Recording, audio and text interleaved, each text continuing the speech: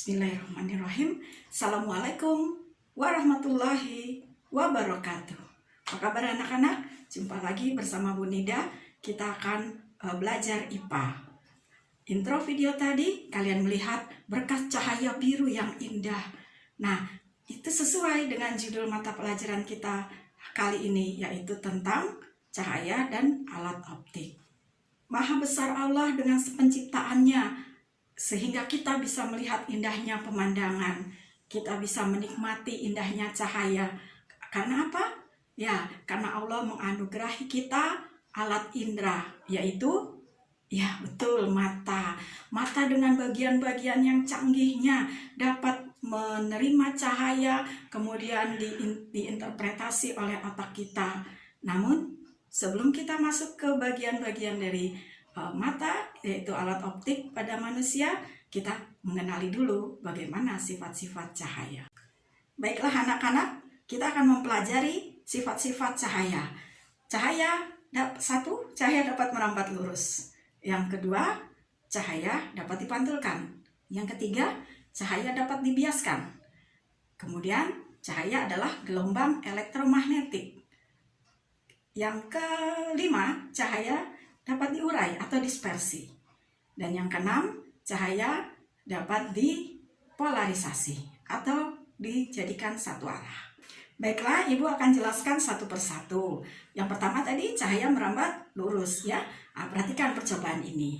Ini adalah gambar seorang anak yang sedang berusaha melihat cahaya lilin, namun terhalang oleh dua kertas tebal ya, kertas karton yang tebal.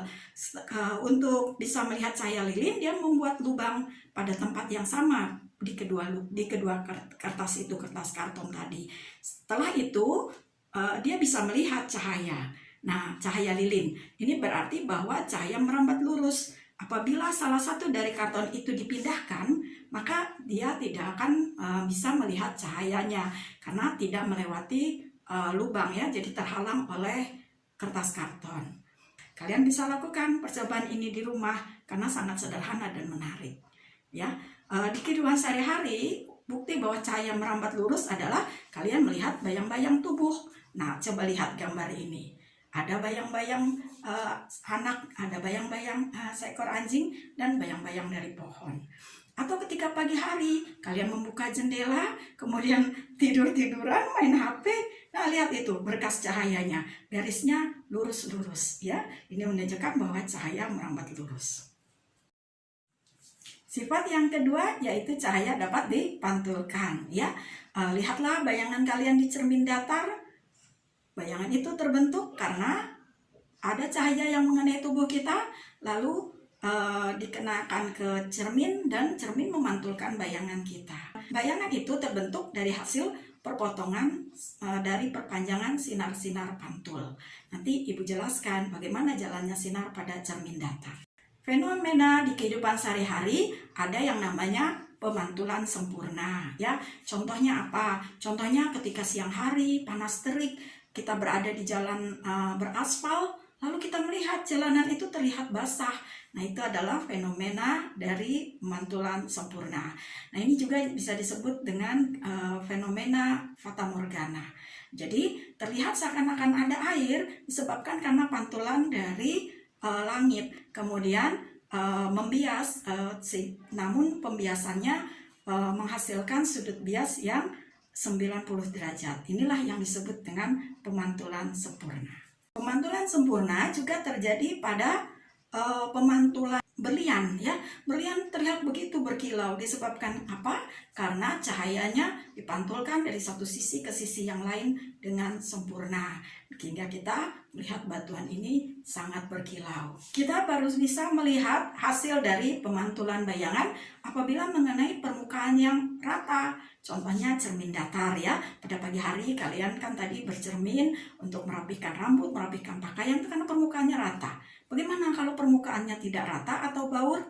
Ya, tentu saja cahayanya akan dipantulkan secara tidak teratur juga, sehingga tidak akan terbentuk bayangan yang jelas. Contohnya apa? Contohnya kaca baur ya, biasa dipasang pada jendela-jendela kamar mandi. Nah, ini kita tidak bisa melihat benda yang ada di belakang dari cermin baur ini. Nah, untuk yang ketiga yaitu pembiasan, kita bisa lakukan percobaan sederhana. Sediakan gelas, isi air, lalu masukkan sendok ke dalamnya. Nanti sendok itu terlihat patah pada bidang batas antara air dengan udara. Mengapa begitu? Nah, hal ini disebabkan karena sinar melewati dua medium yang berbeda, sehingga mengalami perubahan kecepatan. Pembiasan cahaya ini sangat menarik ya, lakukanlah di rumah. Sifat yang keempat tadi apa? Cahaya adalah gelombang elektromagnetik. Kita kembali mengulang pelajaran bab yang kemarin tentang getaran, gelombang, dan bunyi. Kalau cahaya sebagai gelombang itu apa? Ya betul, gelombang adalah getaran yang merambat.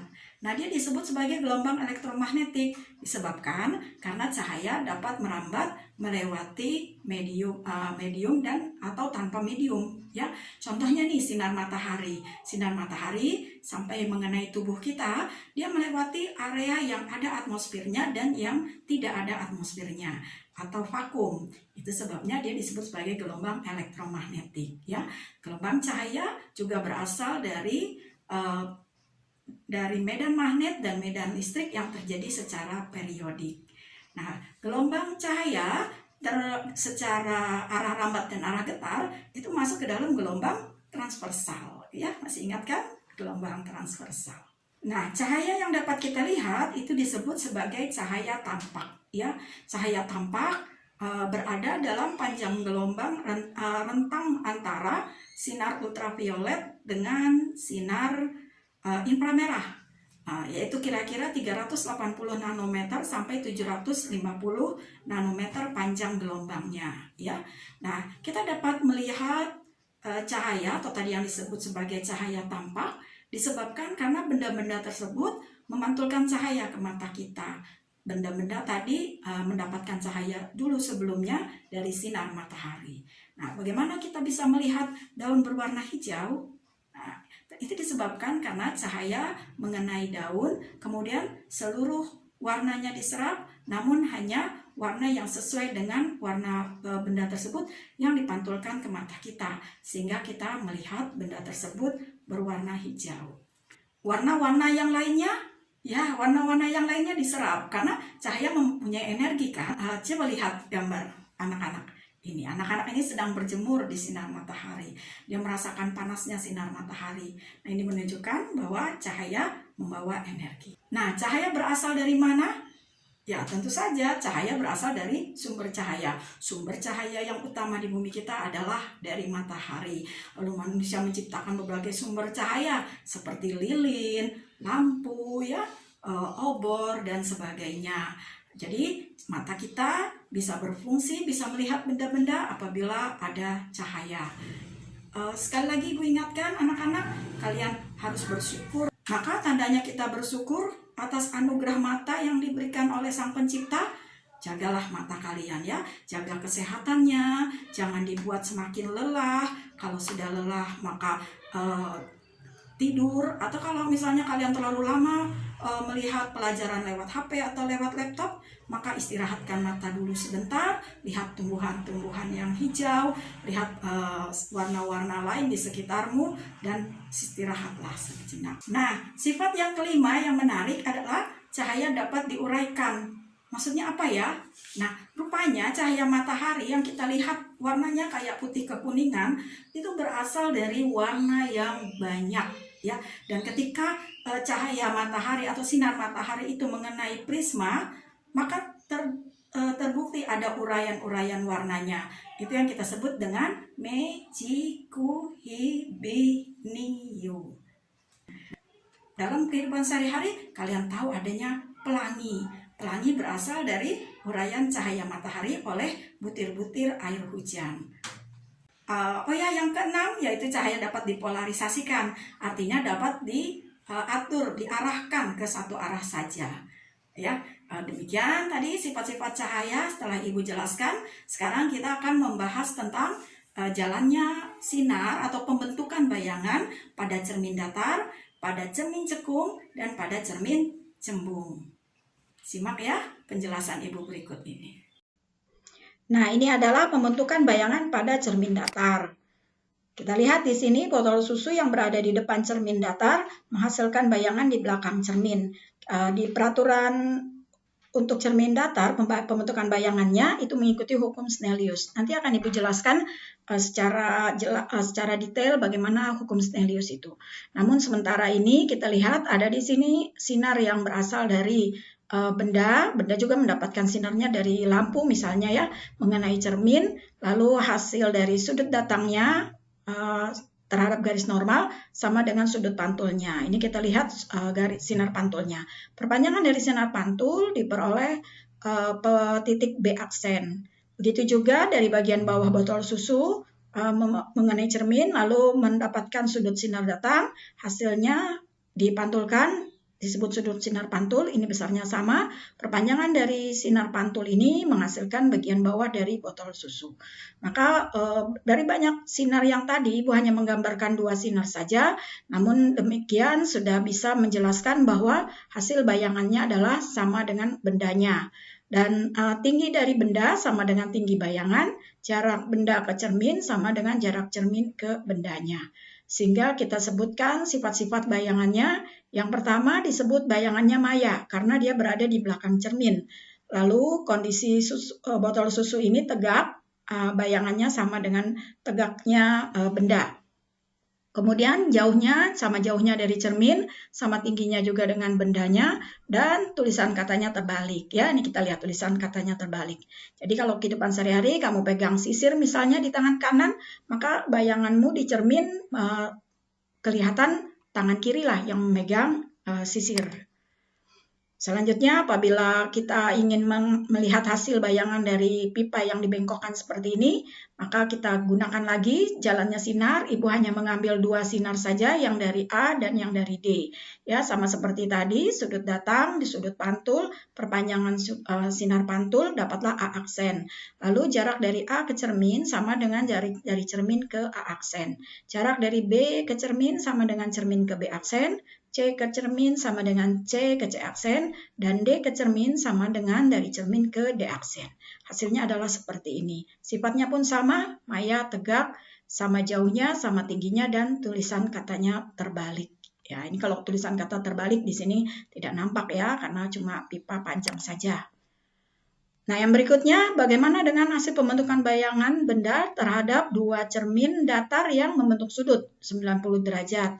Benda ini dicerminkan, menghasilkan bayangan dari cermin 1 adalah di sini. Ini hasil bayangan dari benda. Kemudian benda juga mendapatkan bayangannya dari cermin yang kedua adalah yang ini. Selanjutnya dari benda, sinar mengenai cermin lalu dipantulkan membentuk sudut yang sama dengan sinar datang, maka diperolehlah ada titik yang di sini, titik yang kedua. Maka kesimpulannya, sebuah benda yang berada di antara 2 cermin yang membentuk sudut 90 derajat akan diperoleh 3 buah bayangan yang nampak di cermin.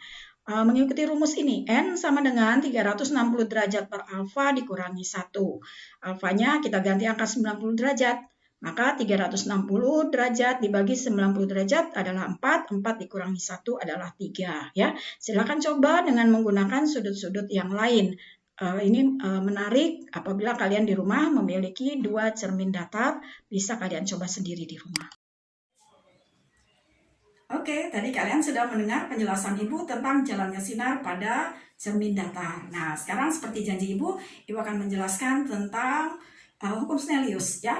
Hukum Snellius itu ada 2. Hukum Snellius yang pertama, sinar datang, garis normal, dan sinar pantul terletak pada satu bidang datar. Kemudian yang kedua, sudut datang sama dengan sudut pantul. Nah, yang perlu kalian cermati, mengukur sudut datang adalah dari garis normal ya, bukan dari bidang cermin. Jangan salah. Begitu juga sudut pantul, dihitungnya dari garis normal, yaitu garis yang tegak lurus dengan cermin. Hukum Snellius ini bisa dipakai untuk menjelaskan berapa panjang minimum dari cermin untuk minimum ya untuk dapat melihat seluruh badan kita dari atas kepala sampai kaki, yaitu setengah dari tinggi badan. Nah, demikian anak-anak, masih banyak lagi yang akan Ibu jelaskan. Namun pertemuannya sampai sini dulu. Nanti kita lanjutkan pada video yang berikutnya tentang pembentukan jalannya sinar pada cermin cekung dan cermin cembung, serta soal-soal yang berkaitan dengan cermin dan lensa. Oke, ada lagi satu lagi, lensa. Dan akhiri dengan ucapan salam, mohon maaf atas kesalahan kata. Assalamualaikum warahmatullahi wabarakatuh. Tetap semangat dan jaga kesehatan.